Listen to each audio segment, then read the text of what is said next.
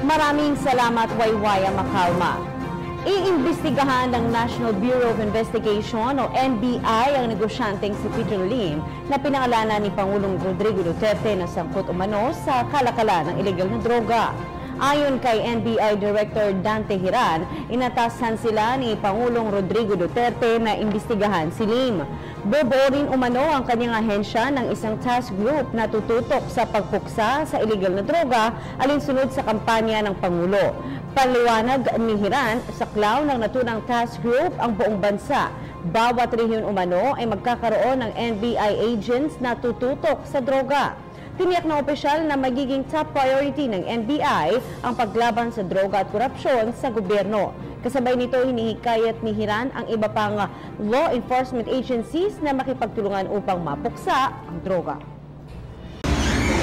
Ako po si Cathy San Gabriel. Subscribe na sa PTV YouTube channel.